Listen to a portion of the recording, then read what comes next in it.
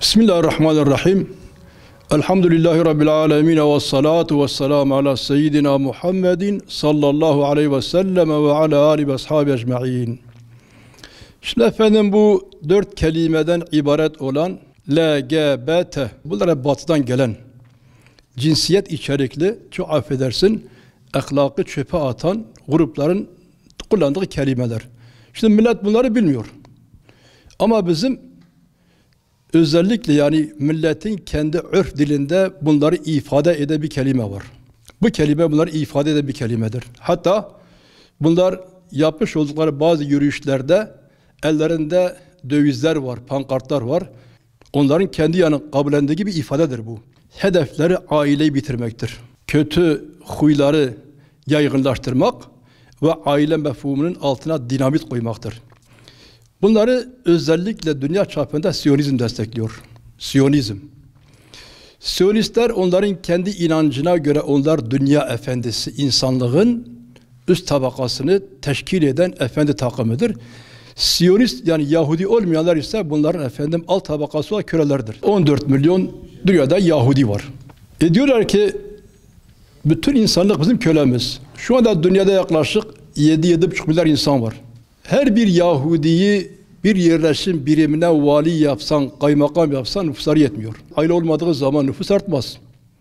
Bir taraftan nüfusu indirmek, öteki taraftan da insanları ahlaksız yüze yönlendirmek için bu projeyi dünya çapında Siyonizm uyguluyor. Müslümanların bunu tanıması lazım. Bir Müslüman Siyonizmi ve Siyonistlerin hilesi tanımıyorsa Siyonizme kölelik yapmaya adaydır. Kur'an-ı Kerim'de Lut aleyhisselamın kavminden bahsedilir. Hazreti Lut aleyhisselam ve aleyhisselam Efendimizin zamanında insanlar bazıları bu yönde kötü tahribatlara girişmişlerdir. Allah Celle Celaluhu Kur'an-ı Kerim'de ifade ettiği üzere bunlara bela vermiş. Bunları helak etmiştir. Mesela bir ayet-i kerime meali getirdim. Hicr suresi ayet 74. Biz onların yani Lut'un kavminin şehirlerinin üstünü altına geçirdik ve üzerlerine de balçıktan pişirilmiş taşlar yağdırdık. Cenab-ı Allah bunları helak etmiştir. Dikkatimi çeken bir nokta var. Lut aleyhisselamın hanımı da bunların tarafında idi. Onlarla iştirak yapıyordu ve Lut aleyhisselama gelen misafirler gidip onlara şikayet etmiştir. Burada bir Müslüman da efendim eğer yani Müslüman olduğu halde bu insanların oluşumlarına destek verecek olursa o da helakin adayıdır. Burada böyle bize bir nasihat vardır. Efendim bu sapkın kişilerin insanlık alemi için en büyük zararı ahlaksız faaliyet ile beraber aile mefhumunu yok etmektir. Bu insanların hedefi o. Çünkü aile bir milletin çekirdek yapısıdır. Aile gittiyse millet gider. Aile bittiyse millet gider.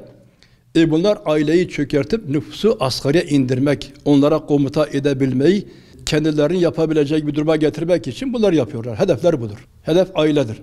Bir insanın A'dan Z'ye kadar maddi ve manevi bütün ihtiyacı karşılayan bir dindir. İslam'da efendim hedef neslin çoğalmasıdır. Neslin çoğalması da nikah ile olur. Nikah ile olur. Efendimizin hadisi var. Aleyhisselam tenakahu tekaseru fe inni ubahi bikumul ümmeme yevmel kıyame. Nikah ile evlenin, çoğalın, ben kıyamette sizinle ben iftihar yapacağım çoğunlukla. Fakat efendim böyle bir oluşum aileyi hedef aldığından dolayı aile mefhumu gitmektedir. Dolayısıyla bu konuda İslamiyet'in caydırıcı bazı efendim kayıtları vardır. Mesela 2 tane ben hadis getirdim. Efendim buyurur ki İnne ehvefe ma akhafu ala ümmeti amel kavmi Lut. Diyor ki ben ümmetim için en çok korktuğum amel Lut aleyhisselamın ümmetinin amelidir. Ve günümüzde bunlar ortaya çıkmıştır. Ondan sonra başka bir hadis diyor ki men vecettumuhu ya'melu amele kavmi Lut feqtulul fa'ile vel mef'ul bih. Baktınız ki efendim Lut aleyhisselamın zamandaki o kötü insanların, o Lutilerin ameli yaptığı bir kişi gördüyseniz İkisini de öldürün diyor. Bu hadis sahihtir, Tirmizi hadisidir. Yani ama ben sen değil bunu. Devlet yapar bunu. Devletin cezai kurumu efendim bunu yargılar, İslam'a göre hüküm verse bunların cezası efendim öldürülmektir. İslam bu kadar bu işe önem veriyor. Efendim birçok devlet tabi Siyonizmin tesirinde kalmıştır. Siyonizm bir mikroptur, bir beladır, sinsidir. Efendim biz Müslümanız. Müslümanların ahlakına, Müslümanların kültürüne, Müslümanların yaşam tarzına, dinine, namusuna özellikle efendim bir engel olan, bir virüs olan bu pisliğin devlet tarafından kaldırılması lazımdır. Ayrıca Türkiye'mizde bazı gerek tüzler gerekse özel kişilerin bunlara verdiği basında destekler vardır. Devletin bunlar üzerine gitmesi lazımdır. Bunları deşifre etmesi lazımdır. Bunlara cezai müeyyide getirmesi lazımdır. Allah bizi haktan ayırmasın.